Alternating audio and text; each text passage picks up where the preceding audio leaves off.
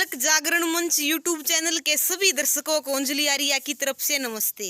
आज हम आपके सामने बहुत ही सुंदर फुल हाइट लेंथ का हरियाणा नस्ल का बैल लेके आ रहे हैं और इस बैल की पूरी डिटेल आपको मिलेगी।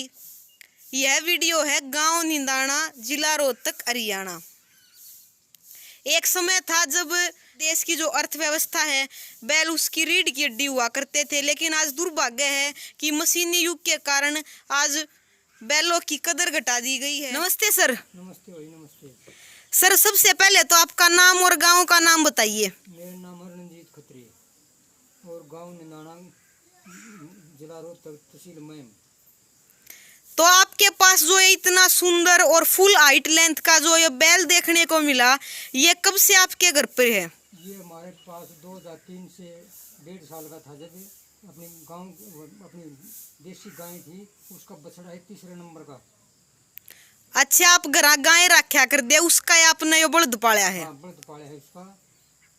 तो अब इससे खेती करते थे आप? अब इसके सब कुछ काम करते, बग्गी में जोड़ता है। तो पहले तो हल में चल रहा था ये, अब ये हल बंद हो गए, ये तो बग्गी में चला है।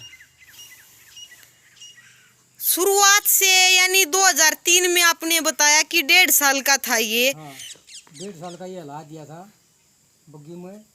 और ये चौटाला का राज था 2003 में। अटल बिहारी वाजपेयी प्रधानमंत्री था, उस योजना के तहत रोड बनाया था। रोड पर पक्के रोड़ा पर कला था। इसके पैर थोड़े कंडम हो रहे हैं, इसलिए इसका ये कमज़ोर होता चलेगा।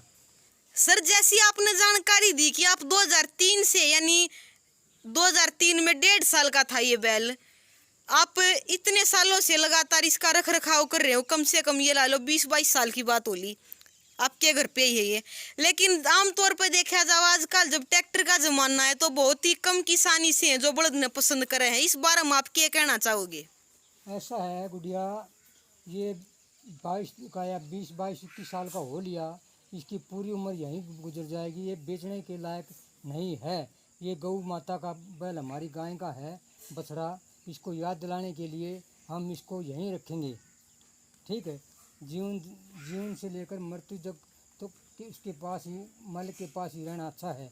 और उसके उसके अगर उसके बिना काम कागज ठप हो जाते हैं, बैल के बिना काम कागज ठप हो जाते हैं। जैसे चारा लाता है ये बैल और सामान लाता है, बोझ होता है, उसमें बहुत ही बड़ी परेशानी करनी पड़ती है।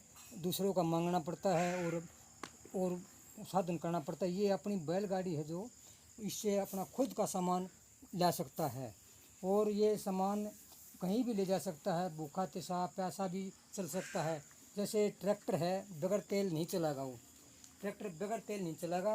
और ये भूखा भी चल सकता है, प्यासा भी चल सकता है। इसका पैर में दर्द होगा जब भी लंगड़ाना तेल घर लेगा। घर लेने के बाद आराम से उसको या ऊँटी आटी गुड़ की गड़ी दो, उसकी थकावट दूर हो जाती है। और घर का बैल होने से हमने इसे बहुत ही प्रेम है। जैसे बच्चे पालते हैं, ऐसे ये पशु हमने अपनी तरफ से पाला है। और इसके लाभ बहुत ज़्यादा हैं। घर के जितने घर के सदस्य हैं उनको सभी को जानता है। खुला भी रह जाता है, अपनी खोर पर खड़ा रह जाता है और कहीं भी नहीं जाता ये अपनी जगह से। और अगर जाता है तो वापस मान ले 10-5 मिनट यहीं घूम कर फिर अपनी ठाण पर बैठ जाता है। और तो इसके लाभ आमतौर पर देखा जावा, जैसे हम कई बार वीडियो के लिए गौशाला वगैरह में मैम रोहतक आसपास की जींद जुलाना कहीं भी हम चले जाते हैं तो वहाँ पर हम देखते हैं कि गौ माताओं की अपेक्षा जो बैल हैं उनकी संख्या ज़्यादा होती है। आजकल क्या मशीनी युग के कारण स्वार्थों में आकर पूरी उम्र उससे काम लेकर बुढ़ापे में गौशाला में छोड़ आते हैं। तो इस बारे में आप अपने क्या विचार देना चाहोगे? ऐसा है, बैल को गौ माता की तरफ से जैसे बछड़ा दिया है, बैल बूढ़ा हो गया, अपने घर पर ही प्राण त्याग दे तो बहुत ही अच्छा है। और बेचने से कोई फायदा नहीं होता। ये बैल, ये कहीं भी किसी का भी बैल ला लो, अगर उसे 10-20 साल काम किया है, उसको बेच देता है, उसकी आत्मा रोती है। और आंसू जैसे बेचता है, मान लेकर लेने वाले आ जाते हैं, उसकी आंखों में पानी भरकर रोने लग जाता हो।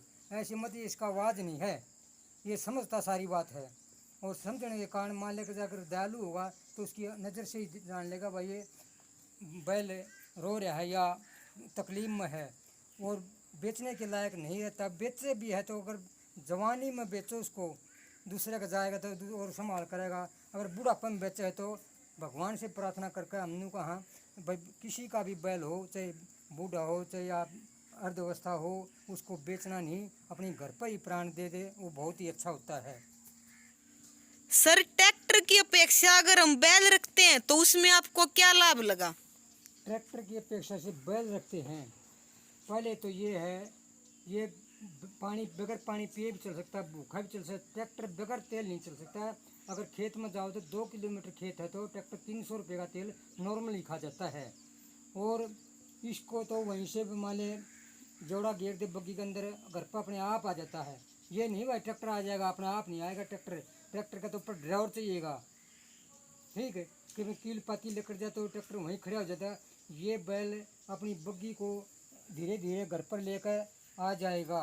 और इसके गोबर से जैसे हम होका पीते हैं, उपले बन जाते हैं, उनको जलाकर होके में डाल देते हैं, होका पीने के लिए अग्नि हो जाती है। ट्रैक्टर से अग्नि नहीं होती। ट्रैक्टर क्या करेगा?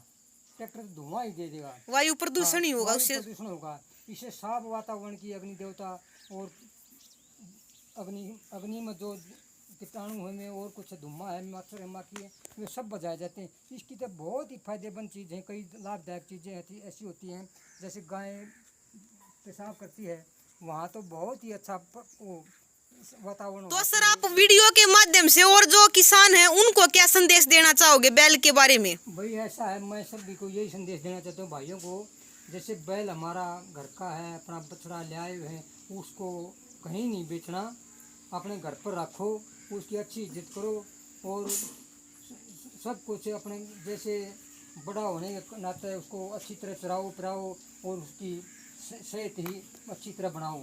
ये ना मानो भाई बेच देंगे, ये लाल लंगोटा ले जाएंगे मंडा सड़े ना, कटवाएंगे ना बुढ़ापा में, कुछ नहीं।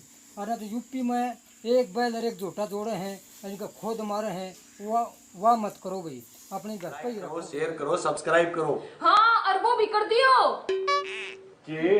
अरे वो एक कमेंट। हाँ भाई वो भी करे अगर कमेंट हो है। हाँ वो जरूर करे अगर को कमी पेशी लागत है।